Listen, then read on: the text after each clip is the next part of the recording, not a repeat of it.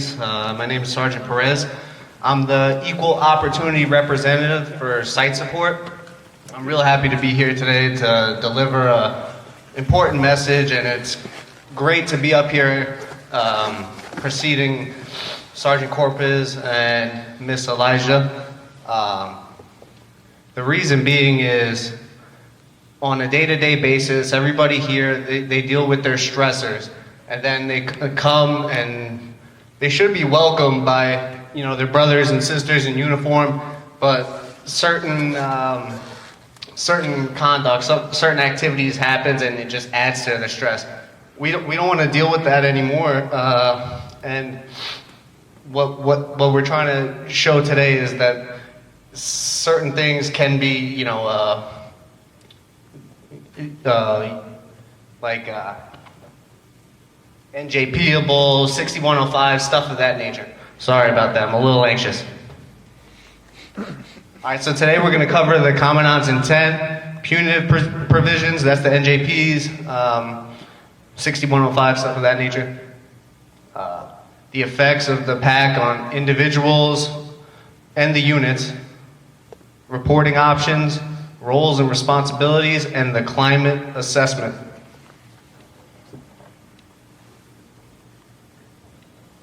I'm going to read this word for word and then give my little input on it after. So the Commandant's intent: to foster a professional fighting force and keeping with our core values, treat and view everyone with dignity and respect. To become a more cohesive and effective fighting force by investing in and leveraging Marines' collective and individual skills, strengths, knowledge, abilities, education, aptitudes, and professional development. So what you can think of when you read this is we all have our own unique little things that we're more effective in. And just because we lack in a certain area doesn't mean that it has to result to bullying and stuff of that nature.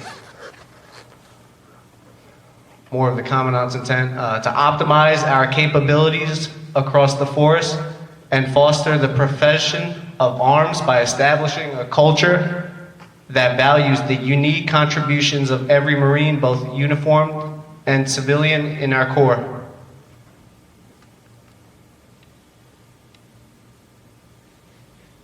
These are some of the topics we're going to cover today. We got abuse, harassment, wrongful distribution of the intimate image, dissident and protest activity, unlawful discrimination. These here are the categories of the abuse. We'll go into depth of all these. We've got hazing, bullying, ostracism, and retaliation. I'm going to give you all a moment to read this. The next slide will cover more in depth of what it actually is, but this is word for word. I want you all to soak this in.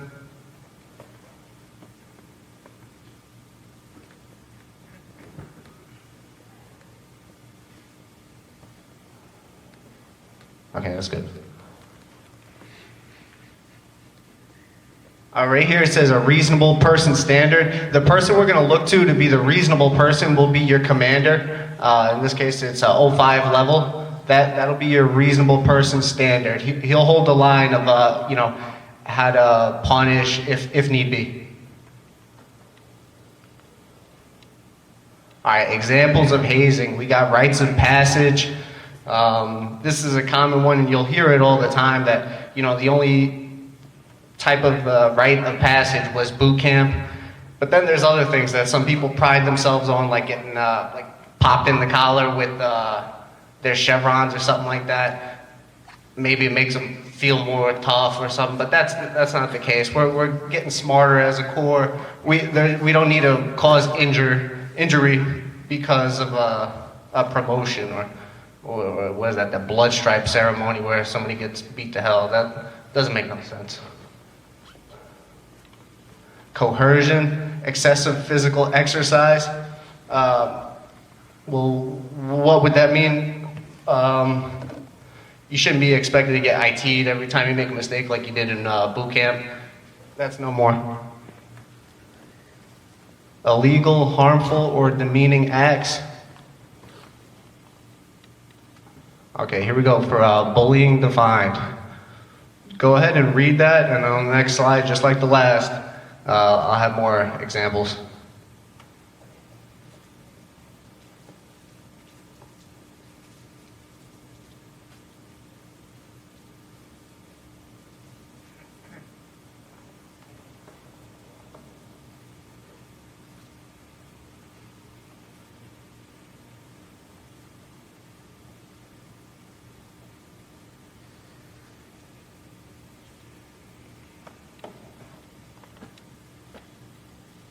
Okay, examples of bullying: making threats, spreading rumors, physical, verbal, and/or electronic media attacks, teasing, taunting, or berating with purpose of belittling or humiliating,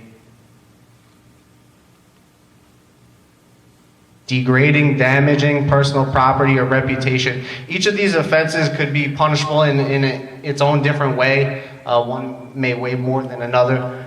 These are just all things you want to avoid. Like I said earlier, there's enough stressors going on in everybody's life. Why come here and add to that? Ostracism defined. Go ahead and read that.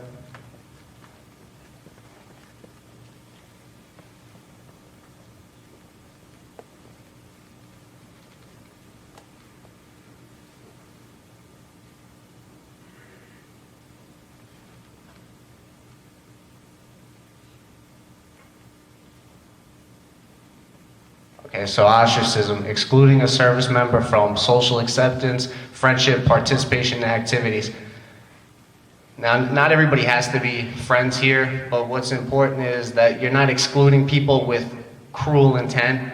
Since COVID broke out, we've had a number of different group chats and stuff like that, and maybe I've been left out of one, but that didn't hurt my feelings. That's not an example of ostracism. Maybe if there's a command going away party, something of that nature, and then somebody was specifically excluded just because no one liked them or something like that, that could be more so of ostracism.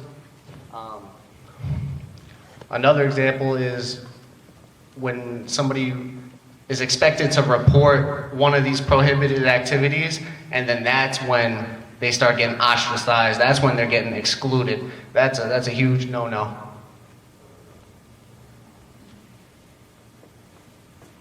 Also known as retaliation. Here's the definition.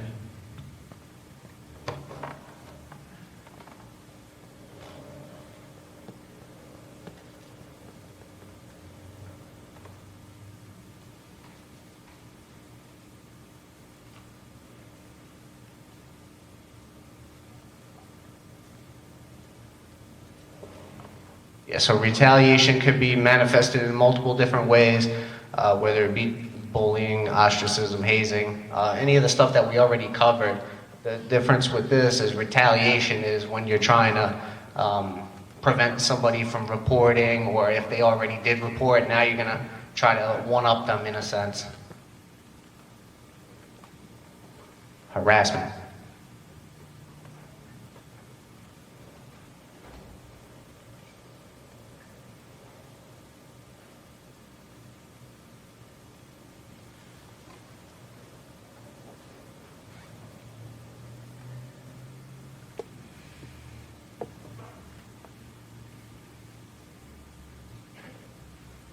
Okay, so harassment is the unwelcome or offensive conduct, unwelcome conduct based on race, color, national origin, sex, orientation, religion. We're all unique. No one's better than another just because they're, a certain one of these categories here. So we need to treat each other with respect. Here's some examples. Offensive jokes. So this one's important because we do joke around a lot. That might be a part of our brother and sisterhood. However, there could be a bystander that might take that offensively, and they have every right to report it. And in some ways, it's encouraged just to maintain a professional, fighting force or workplace. There's slurs, like racial slurs, stuff of that nature. Name calling. with name calling, I don't want to be the no fun zone, but sometimes when we do name call, it's all jokes. We understand each other. We built that relationship first. Let's do that before we start calling names. Display demeaning objects or pictures. If somebody took a funky photo and then you just throw that on the internet and start making fun of them, belittling them, you want to avoid that. All right, sexual harassment. This is important to know.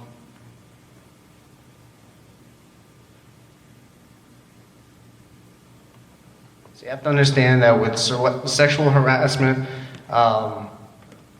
it's when you're doing certain things like, making advances, catcalling, even if you give somebody like a certain view in the eyes or something of that, like that, that could be reportable.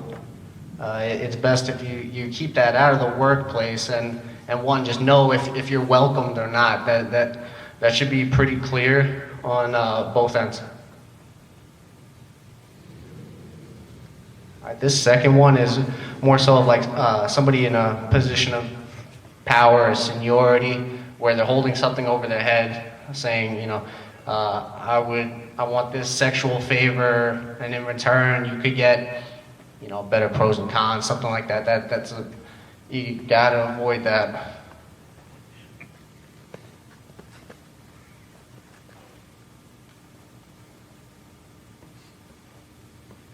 Once somebody says that they don't want these sexual advances, they don't want these anything moving forward with their relationship or anything like that, you have to end it right there. If you keep repeating the offense, that you're just digging yourself in a bigger hole.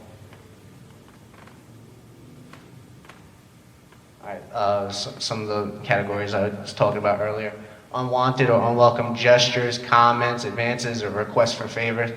I think it all just speaks for itself.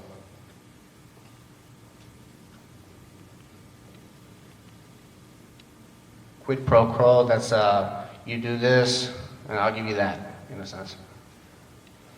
Sexual innuendos, lies or rumors about a personal sex life. You keep whatever like hookups or anything that you've done, in the weekend. Keep it out of the office. No one needs to know about that stuff. That's personal information. Sexist jokes or stories.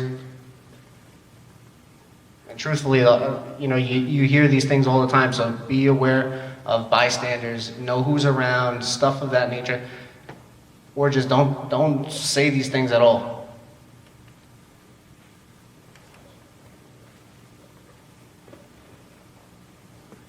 Okay, this one was big. We had our Commandant and Sergeant Major of the Marine Corps on TV getting blasted because of this case.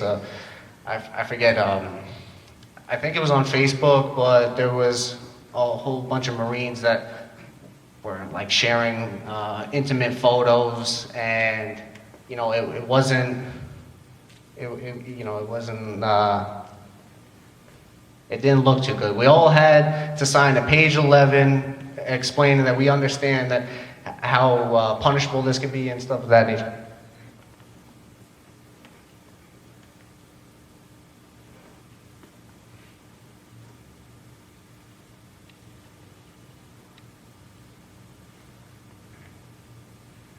Okay, so protesting.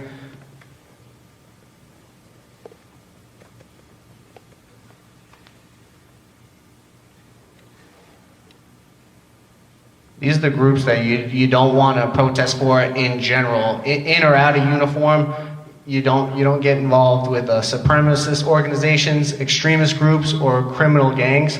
There are certain places that you can go free to protest. It's not a problem. That's your right. However, you can't have that, I'm a Marine backing, this is what the Marine Corps thinks. You have to act as an individual in that case if you do decide to protest. But these groups, you stay away from completely.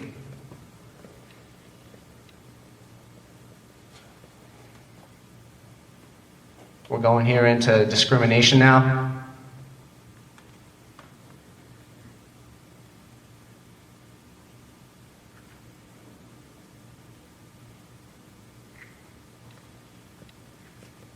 The 6 bases for discrimination: race, color, religion, sex, national origin, or sexual orientation. All right, so prohibited activities does not include properly directed command and organizational activities or the training to prepare for such activities. So earlier, what I was saying with excessive PT, if there's a reason that you're PTing a little more for like a training environment or something like that, it's not going to fall under the prohibited activities. Proper verbal and written counseling addressing performance or conduct deficiencies, you're still allowed to be told, you're messing up in certain areas, stuff like that. You can't just throw out a PAC complaint just because you're getting counseled for something bad that you did. There's limits to it.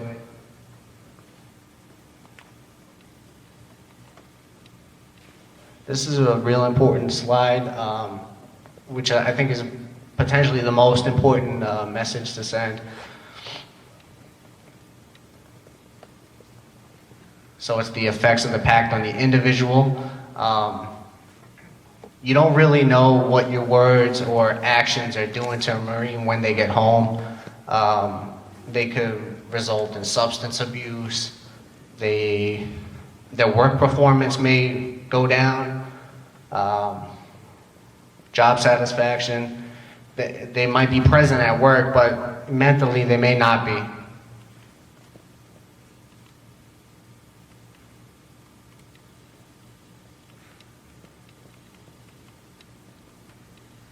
So when an individual is out of the fight because of prohibited activities, stuff like bullying, the unit gets hurt too. A lot of people think they're just a number. However, the people in this Corps is what make us so special. When one person's out of the fight, that's another person that has to cover down on your job to get the overall mission success and readiness, and it just slows things down tremendously. A hostile work environment, that can include, well, for example, Sgt Perez, I've been bullying somebody, Lance Corporal, we'll go with Schmuckatelli, and Lance Corporal Schmuckatelli no longer trusts me anymore to carry out my duties because I've been bullying him. Again, that gets in the way of mission success. Low retention rates, that hurts my feelings a lot. I want to see you all re-enlist. Again, decreased mission readiness. Who should report? We're all allowed to report, as mentioned earlier. If you see something, say something. You know what right looks like. There's a good image out there. Just follow the right path.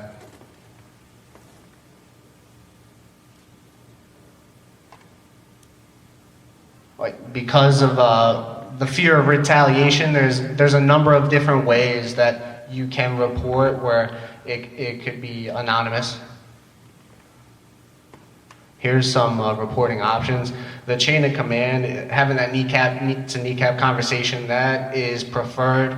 Have that tough conversation, let them know that what they're doing is wrong, and you could go from there because there's many different other options. You got the equal opportunity advisor, so that's going to be at the MSc level. That's the subject matter expert. It's somebody I would go to if I receive a PAC complaint. You could also go on the Inspector General website or NCIS, depending on the severity.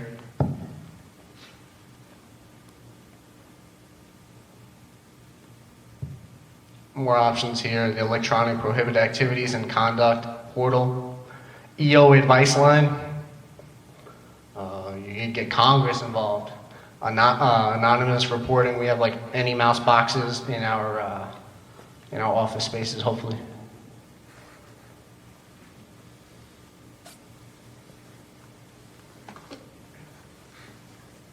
So everybody plays a part in maintaining a professional work environment. Equal opportunity advisor, subject matter expert. EOR, he's the one that's viewing and seeing what's going on, receiving the complaints. Hopefully all is well within each of our commands. Individual Marine, again, if you see something, say something. What you're viewing might be the 100th time that somebody's getting bullied, and it could be the breaking point. So if you see something, say something. Climate assessment. Every year we get a DEOX assessment. It's to see the command climate, and it's voluntary. You don't have to do it, but it does help. It gives the commanding officer a good picture of what's going on in his unit or her unit. They don't always get to see you each and every day, so this is a great opportunity to get it all together, all in one shot. Again, it's anonymous. Anybody could access it. You could do it right on your phone if you want. All right, so I said earlier that violations of the pact is punishable. You know, you could get NJP, could result in discharge, court-martial.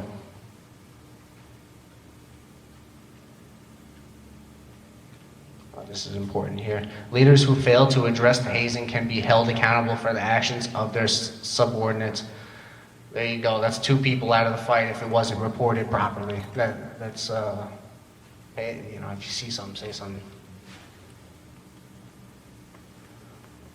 Resources. So Sergeant Corpus, Miss Elijah, they covered enough resources, and we have so many of them. Here's some more that you may want to take a photo of.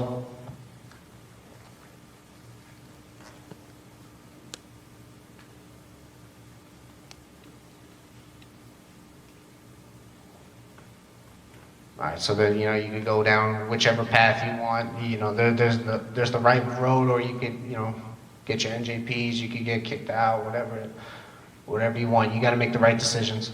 All right, to summarize, this is what we cover. We got the Commandant's intent, punitive provisions, effects of pacts on individuals and units, reporting options, roles and responsibilities, and the climate assessment.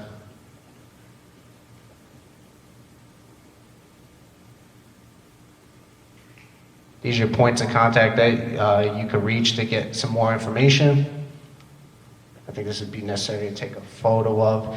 Each unit will have their own EOR, so just because I'm here giving this brief, I'm not necessarily your EOR, so find out who